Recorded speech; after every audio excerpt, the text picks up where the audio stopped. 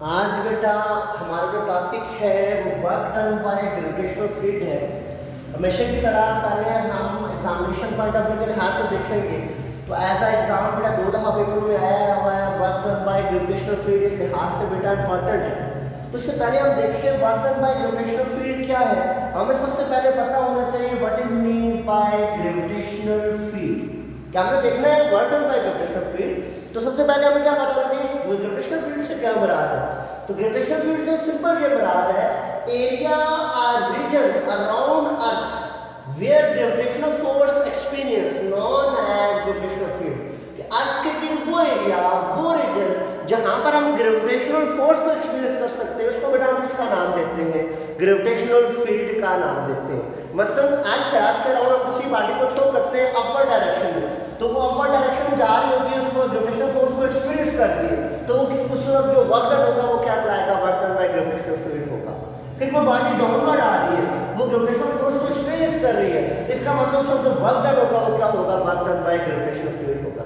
For example कहता है, आपको बड़े मजे के as objective point of view के लिहाज से कहता है if a body is moving in the direction of gravitational force, body is moving in direction of gravitational force, in direction of gravitational force, then work done is positive। तो work done बेटा क्या होगा, positive होगा। कहता है अगर body gravitational force की direction में मूव करेगी तो वर्क डन क्या होगा, पॉजिटिव। कैसे? कहता सपोज कोई बॉडी आ रही है डाउनवर्ड, ये मास m है, ये आ रहा है बेटा किस तरफ, डाउनवर्ड, मतलब उसकी डिस्प्लेसमेंट क्या है बेटा, डाउनवर्ड है, और ग्रेविटेशनल फोर्स ऑलरेडी किस तरफ लग रही है, डाउनवर्ड लग रही है, तो फोर्स और डिस्प्लेसमेंट की डायरेक्शन क्या है, डाउनवर्ड। मतलब जब ऊपर से बॉडी नीचे आ रही है तो जाहिर सी बात है फोर्स भी नीचे की तरफ लग रही है, डिस्प्लेसमेंट भी नीचे की तरफ है, उस वक्त फोर्स और डिस्प्लेसमेंट की डायरेक्शन क्या है, सेम। जब फोर्स और डिस्प्लेसमेंट की डायरेक्शन सेम है तो फोर्स और डिस्प्लेसमेंट के दरमियान एंगल जो बनेगा वो आपके पास थीटा क्या होगा, 0। और हम जानते हैं W is equal to FD cos of theta. जब FD cos of theta, theta क्या है, 0, तो W is equal to FD cos of 0 degree. अब cos 0 जो होता है ये आपके पास 1, तो W इज इक्वल टू क्या आ जाएगा बेटा, FD आ जाएगा। तो कई ऑब्जेक्टिव में पूछा जाए कि जब भी बॉडी की डायरेक्शन ऑफ फोर्स मूव करती है तो वर्क डन बेटा आपके पास क्या होगा, पॉजिटिव होगा। फिर if a body is moving in opposite direction of force then work done is negative. If body is moving in opposite direction of force, body is moving in opposite direction of force, अगर body opposite direction में move करेगी then work done is negative. तो work done बेटा क्या होगा, negative होगा। कैसे? Suppose body upward जा रही है बेटा, अगर बॉडी अपवर्ड जा रही है तो देखिए अपवर्ड जा रही है तो डिस्प्लेसमेंट की डायरेक्शन क्या आ गई, upward. Gravitational force is always in downward direction, gravitational force की डायरेक्शन क्या होगी, डाउनवर्ड। तो देखिए इस वक्त फोर्स और डिस्प्लेसमेंट के दरमियान एंगल बनेगा वो कितने का बनेगा बेटा, 180 डिग्री का। जब फोर्स और डिस्प्लेसमेंट का एंगल 180 का बनेगा तो क्या बात बन जाएगी, W is equal to FD cos of theta, theta 180 है तो W is equal to FD cos of 180। तो cos 180 बेटा आपके पास क्या होता है, -1, तो W इज इक्वल टू क्या आ जाएगा बेटा, -FD। इसका मतलब ये हुआ अगर body against the gravitational force move कर रही है, अगर बॉडी अगेंस्ट ग्रेविटेशनल फोर्स जा रही है तो इसका मतलब वर्क डन क्या होगा, नेगेटिव। कैसे? यहाँ से देख सकते हैं आप कि FD cos of theta, theta 180 है तो W is FD cos of 180, cos 180 -1 तो W is equal to -FD। तो मतलब बॉडी अगर अपवर्ड जा रही है तो वर्क डन क्या होगा बेटा, अपवर्ड जाने के केस में वर्क डन क्या आ जाएगा पुत्र, सिंपल नेगेटिव। डाउनवर्ड बॉडी आ रही है तो वर्क डन क्या होगा, पॉजिटिव। तो अब हमने ये जनरल डिस्कस किया, अब हम चाहते हैं इसकी कोई मैथमेटिकल फॉर्म ड्राइव करें। तो अगेन हम कहते हैं सपोज कि लेट अस कंसीडर हमारे पास पाथ है AB, let us consider we have a path AB, in path AB a body mass m is moving. इस पाथ AB के नाम एक बॉडी का मास m है, वो क्या कर रही है, मूव कर रही है। बॉडी जाना चाहती है A से B की तरफ, अब A से B की तरफ वो 3 रास्तों से जा सकती है बेटा। एक रास्ता वो यूज क्या कर सकती है, वो आए बेटा A से किस पे आए, D पे, और D से सीधा किस पे चली जाए बेटा, B पे। ये बॉडी का क्या आ जाएगा, पाथ ये क्या आ जाएगा पाथ 1।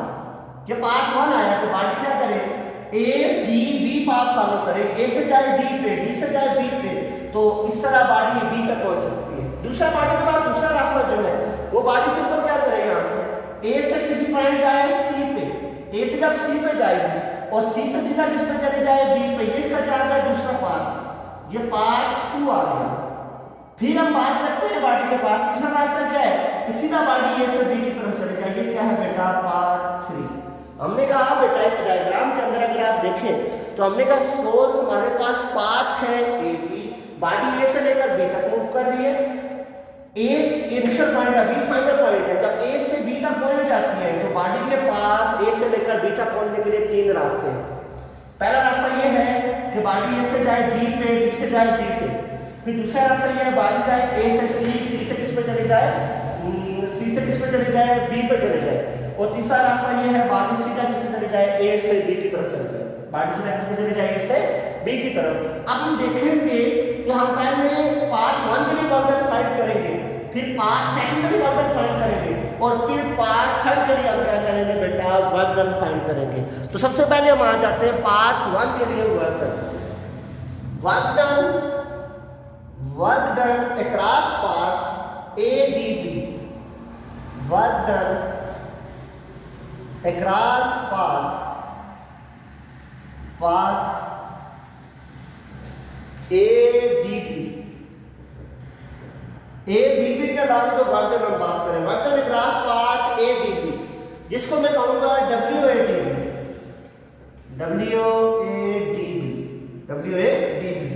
WADB क्या होगा, इसको वर्क डन हम कहें तो पहला पाथ है WADB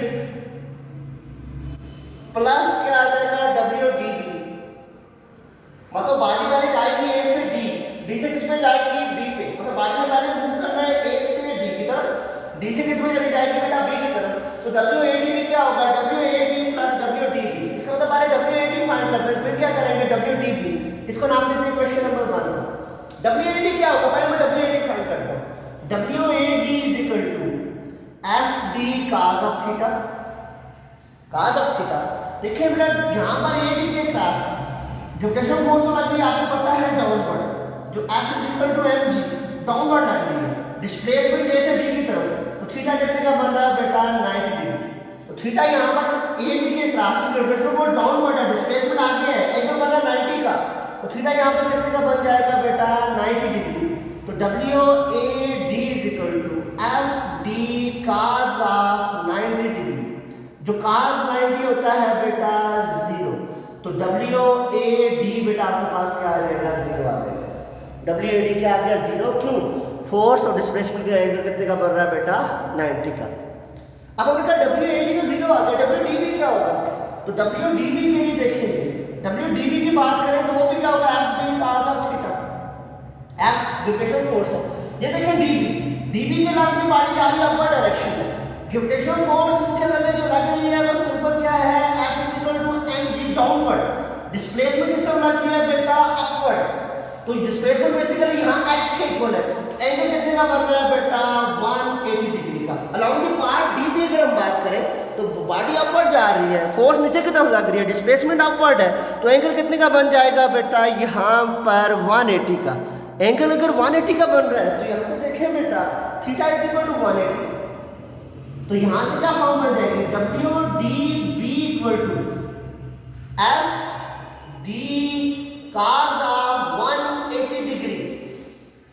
cos 180 क्या होता है बेटा, cos 180 होता है -1, और यहां से क्या फॉर्म बन जाएगी बेटा cos of 180 equal to -1k, तो फॉर्म बन जाएगी बेटा WDB is equal to -FD, body ऊपर जा रही है तो बटन नेगेटिव। अब बच्चा F क्या है mg के इक्वल है और D क्या है सिंपल h के इक्वल है। F की जगह मैं लिखूंगा mg, D की जगह लिखूंगा h, तो WDB क्या आ जाएगा बेटा -mgh के, WDB क्या आ जाएगा -mgh। बेटा DB के नाम हमने वर्क फाइंड किया जो क्या आ गया -mgh। Putting these values in equation number 1, in values को बेटा इक्वेशन नंबर 1 में पुट कर लेते हैं। जब पुट करेंगे तो क्या फॉर्म बनेगी देखेंगे। पुट किया क्वेश्चन नंबर 1 में, तो क्वेश्चन नंबर 1 में W A D B equal to W A D तो जीरो है माइनस एम जी एच, इसका मतलब W A D B equal to minus M G H. इसको बेटा हम नाम देंगे क्वेश्चन नंबर ए का। ये हमने पाथ और फर्स्ट पाथ के नाम फाइंड किया ए डी बी, पहले पाथ 1 का नाम फिर पाथ सेकंड मतलब डी बी का नाम फाइंड किया, तो ये हमारे पास फॉर्म आ गया।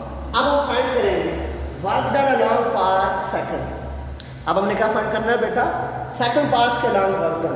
सेकंड पाथ है क्या बेटा, A C B, work done along second path, work done along second path W A C B, W A C B. Second path का नाम जो वर्क डन है वो आपके पास क्या आ जाएगा, W A C B. W A C B क्या है बेटा आपके पास, W A C B, W A C B होगा बेटा आपके पास, जैसे देखिए ए से लेकर सी, सी से लेकर बी, मतलब पहले वाले ए से सी पे जाएगी, सी से बी, तो डब्ल्यू ए सी बी को मैं यूं लिख सकता हूं, W A C B equal to, पहले ए से सी पे गए डब्ल्यू ए सी प्लस आगे सी से बी पे जाएगी प्लस डब्ल्यू सी बी। अब इसको मैं नाम देता हूं क्वेश्चन नंबर 2 का।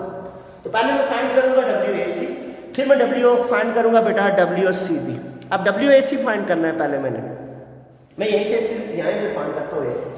देखिए डब्ल्यू ए सी है, तो डब्ल्यू ए सी क्या होगा, simple F D cos of theta, वादा नहीं होता है F D cos of theta.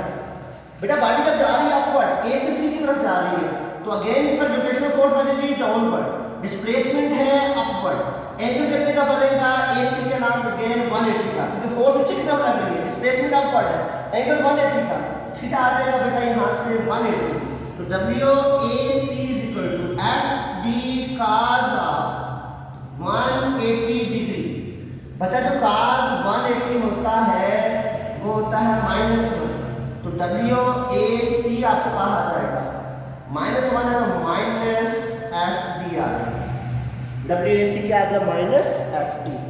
अब बच्चा आपने पढ़ा हुआ है एफ क्या है एम जी के इक्वल है, एफ सिंपल किसके इक्वल है एम जी, और डी क्या है एच के, तो इसका मतलब मैं यहां से लिख सकता हूं W A C equal to F की जगह लिखूंगा एम जी, डी की जगह लिखूंगा एच, तो माइनस एम जी एच। ये क्या आ गया बेटा डब्ल्यू ए सी आ गया।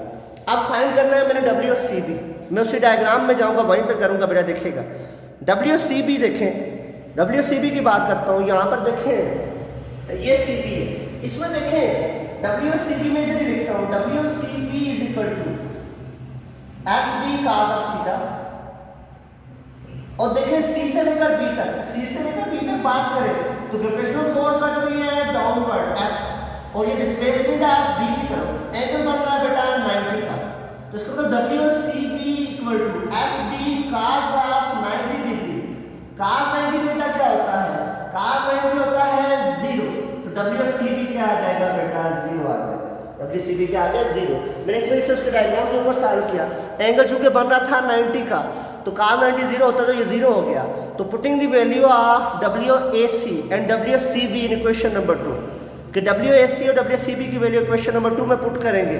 जब पुट करेंगे तो आपके पास क्या फॉर्म बन जाएगा बेटा, यहाँ से देखेंगे फॉर्म जो बन जाएगी इक्वेशन नंबर 2 में वैल्यू को पुट करूंगा, फॉर्म जो बन जाएगी बेटा आपके पास W A C B, W A C B equal to W A C minus M G H, और दूसरा 0 है, तो this is equation number B. ये इक्वेशन नंबर बी आ गई। हमने पहले पाथ के नाम में वर्क डन फाइंड किया, तो वो क्या आया बेटा M minus M G H. दूसरे पाथ के नाम में वर्क डन फाइंड किया, वो भी क्या है माइनस एम जी एच। पहले पाथ के लिए हमने सिंपल इक्वेशन नंबर ए से रिप्रेजेंट किया, और दूसरे पाथ के लिए हमने सिंपल इक्वेशन नंबर बी से रिप्रेजेंट किया। अब हमने कहा वर्क डन फाइंड करते हैं for third path. Work done किसके लिए फाइंड करते हैं बेटा, थर्ड पाथ के लिए। थर्ड पाथ के लिए जब वर्क डन फाइंड करते हैं तो कैसे करेंगे देखेंगे। हम कहते हैं थर्ड पाथ है हमारे पास, थर्ड पाथ के लिए हम वर्क डन को फाइंड करना चाहते हैं, तो ये थर्ड पाथ है हमारे पास सिंपल ए से बी तक, ये ए से लेकर बी तक थर्ड पाथ है। तो उसके लिए सबसे पहले हम कहानी डालेंगे, हम कहेंगे to find work done around the path A B First of all, we divide a path AB into horizontal and vertical displacement. अब फर्स्ट ऑफ ऑल जो पाथ AB है इसको horizontal and vertical displacement में divide करेंगे. मतलब ये vertical displacement, ये horizontal, ये वर्टिकल डिस्प्लेसमेंट, ये हॉरिजॉन्टल, ये वर्टिकल डिस्प्लेसमेंट, ये हॉरिजॉन्टल, ये वर्टिकल और ये हॉरिजॉन्टल. इस फॉर्म में हम इसको क्या कर लेंगे बेटा, डिवाइड करेंगे. अब हॉरिजॉन्टल के अलॉन्ग हमें पता है कि आपके पास वर्क डन क्या है 0 और वर्टिकल के अलॉन्ग ही है. इस वजह से मैं लिख लूंगा वर्टिकल डिस्प्लेसमेंट को del by 1, del by 2, del by 3 up to so on del by n. मैंने यहाँ पर सिंपल ये कहा कि A से लेकर B तक जो पाथ है इसको स्मॉल हॉरिजॉन्टल वर्टिकल डिस्प्लेसमेंट में हम डिवाइड करेंगे. अब हॉरिजॉन्टल के अलॉन्ग तो वर्क डन हमने वहाँ पे भी देखा 0 है, तो वर्टिकल डिस्प्लेसमेंट के अलॉन्ग वर्क डन होगा जिसको मैंने रिप्रेजेंट किया del by 1, del by 2, del by 3, del by 4 up to so on del by n. बेटा जो del by 1 के क्रॉस वर्क डन होगा वो सिंपल क्या होगा W1 और वो क्या होगा बेटा माइनस mg, क्योंकि ग्रेविटेशनल फोर्स तो mg है, बाकी ऊपर जा रही है तो माइनस आ गया mg into del by 1. del by 2 के क्रॉस जो वर्क डन होगा वो क्या होगा बेटा minus mg into del by 2. del by 3 के क्रॉस जो वर्क डन होगा वो क्या होगा W3 equal to minus mg into del by 3 up to so on del by n के क्रॉस जो वर्क डन होगा वो क्या होगा Wn equal to minus mg into del by n. हमने कहा del by n के क्रॉस क्योंकि हाइट आपके पास क्या है del by 1 है, तो del आपके पास क्या आ गया minus mg del by 1, del by 2 के cross minus mg del by 2, 3 के cross minus mg del by 3 up to so on n के cross minus mg del by n. तो टोटल वर्क डन बेटा क्या आ जाएगा बेटा, यहाँ से देखें total work done will be that is WAB equal to W1 plus W2 plus W3 up to so on WN. यहाँ से W1 की जगह value minus mg del by 1 plus minus होगा basically minus mg del by 2 up to so on minus mg del by n. बेटा value put करनी del by 1 W1 की जगह minus mg del by 1, W2 की जगह minus mg del by 2 up to so on Wn की जगह minus mg del by n. यहाँ से कॉमन लेंगे तो क्या फॉर्म बन जाएगी WAB equal to minus mg into del by 1 plus del by 2 up to so on del by n, up to so on del by n. ये आपके पास form बन गई. अब यहाँ से देखें बेटा ये del by 1 plus del by 2 plus del by 3 ये तो टोटल हाइट को रिप्रेजेंट कर रहा है बेटा. ये del by 1 plus del by 2 plus del by 3 that is represent total height. del by 2 up to so on del by n ये तो टोटल हाइट को रिप्रेजेंट कर रहा है, that is to h total vertical distance को. तो WAB भी आपके पास क्या आ जाएगा बेटा माइनस mgh. बेटा WADB वो भी आया माइनस mgh, W आपके पास ACD वो भी आया माइनस mgh, तो WAB भी क्या है माइनस mgh. तो question A, B and C ये तीनों रिप्रेजेंट करती हैं कि वर्क डन क्या आ रहा है minus mgh, that is independent of path. जो पाथ के क्या है बेटा इंडिपेंडेंट है. तो सिंपल हम कहते हैं कि work done by gravitational field is independent of path. Gravitational field से जो वर्क डन होता है वो क्या होता है पाथ के इंडिपेंडेंट होता है. तो a field whose work done is independent of path known as conservative field. ऐसी फील्ड जिसका work done independent of path है उसको बेटा हम किसका नाम देते हैं कंजर्वेटिव फील्ड का नाम देते हैं. इसको देखिएगा बेटा, पढ़िएगा, इंशाल्लाह इसको कुछ पूछना होगा मुझसे डिस्कस कर लीजिएगा. अल्लाह हाफिज़.